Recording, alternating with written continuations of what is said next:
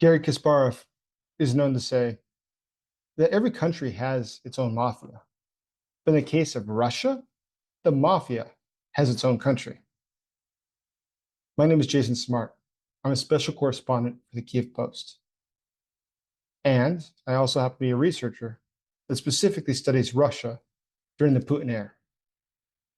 So, how much truth is it to the idea that the Russian state today is simply a mafia? It's a criminal organization.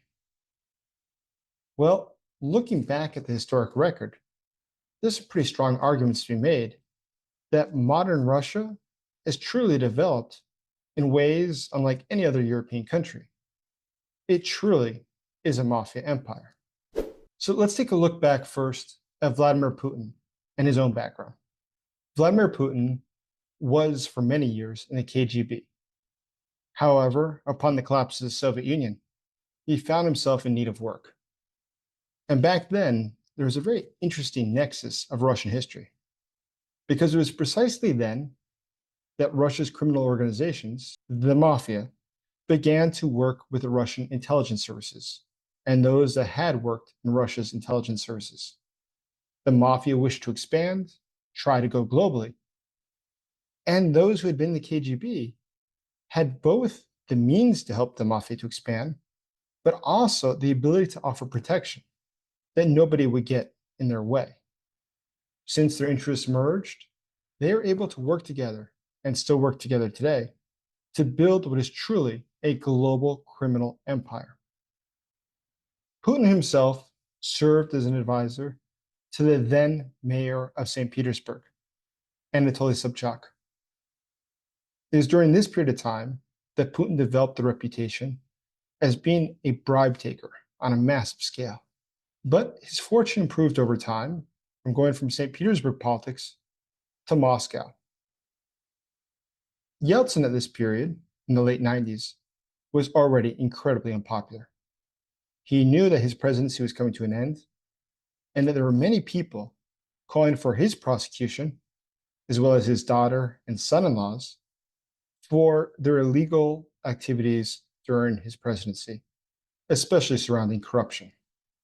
Yeltsin signaled to Putin that he was to be trusted with protecting this family, the first family, and that he would be authorized to do absolutely anything he deemed necessary to make sure that they would never face trial.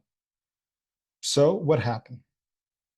Well, when Yeltsin's term was coming to an end, he appointed Putin to become the new prime minister of Russia. Nobody knew who Putin was. The guy had no public image. And it was within a very short period of time that apartments started to explode in Moscow. The Moscow apartment bombings were at the time by Putin blamed on the Chechens, something that allowed Putin to identify an external enemy with whom he had war against in order to provide security to the Russian people. This deception of blowing up apartments in Moscow and blaming it on the Chechens allowed Putin to become a superstar and become central on the national platform. So what's stunning about this? Well, first, the Chechens have always said they had nothing to do with the apartment explosions. But secondly, how the explosions came to a sudden end was that a group of citizens noticed men, dark clothing, going into the basement of their apartment building late one night. Calling the local police, the police found that the men had live explosives, which they were placing into the apartment building. It later came out that the men worked for the FSB.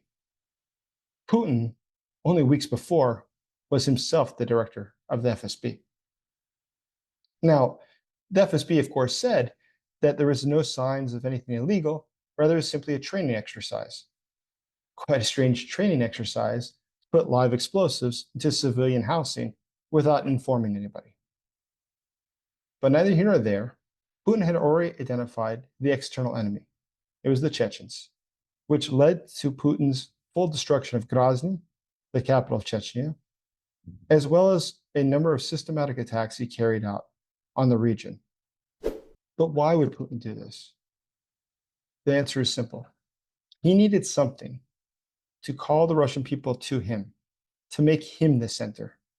And sure enough, it guaranteed his ability to win the elections. Vladimir Putin came to power by killing over 300 Russian civilians simply as a tactic to allow him to grow his own popularity and to show himself as somebody who could establish law and order.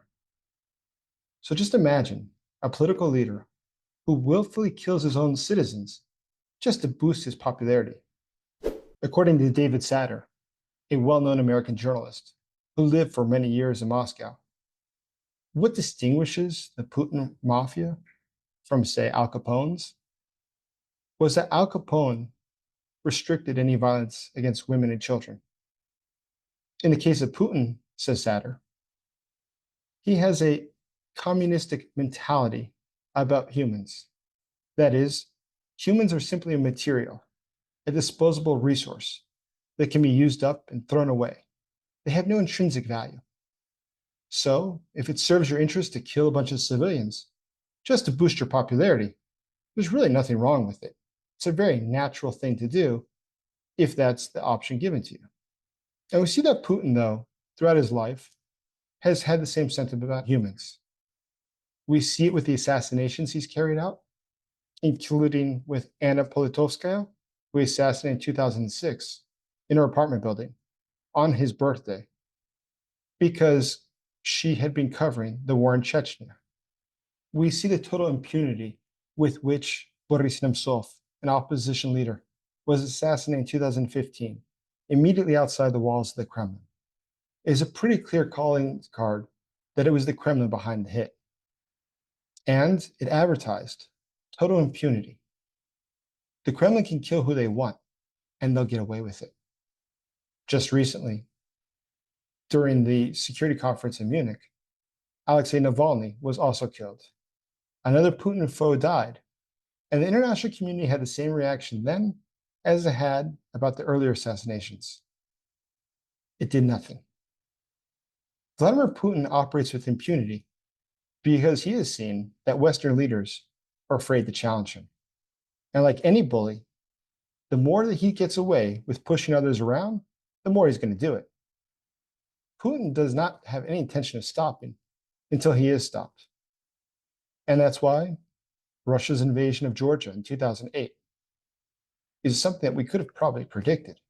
Putin was looking to start a fight already with Georgia, and the start of the Olympics in China that year, on August 8th, 2008, was the exact moment that Putin decided to invade Georgia, a country that Russia still occupies 20% of.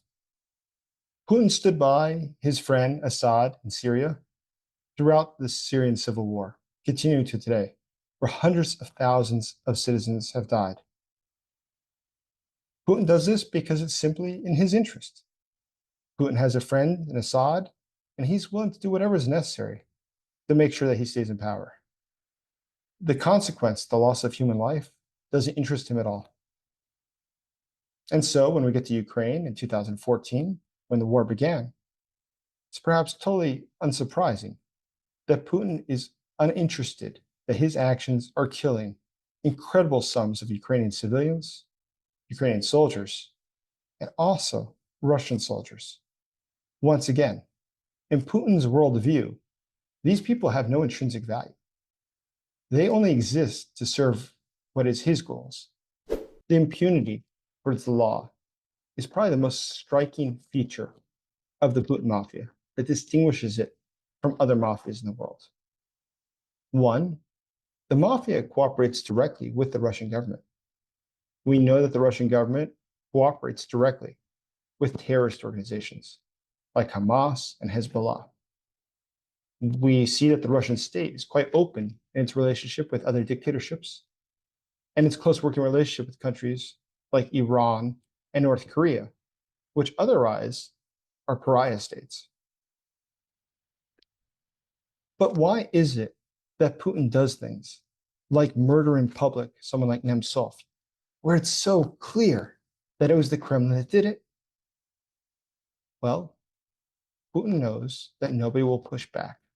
He does it because he can do it. So today, when we talk about Russia's red lines, we should remember that Russia has routinely crossed the West red lines and has realized that the West is unwilling to take actions, or any firm actions at least, to really stop Russia. So, aside from killing people, what else do we see Putin do that acts like a criminal regime? Well, he engages himself in terrorism. Russia did shoot down MH17 over Ukraine, a crime for which Russia has yet to be punished. We know that Putin engages in thievery at a level that's simply eye-watering. According to some estimates, Putin might have around $200 billion sitting hidden away in a bank. How much is that? Well, in relative comparison, Elon Musk is estimated to have about the same amount of cash. The difference is that Elon Musk, in interviews, has said that he is sure that Putin is in fact richer than he is.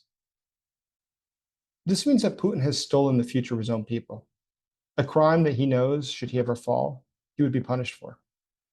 And it's exactly why Putin will never allow himself to be challenged. He will never allow a risk to come close to him that could truly bring the downfall of his regime.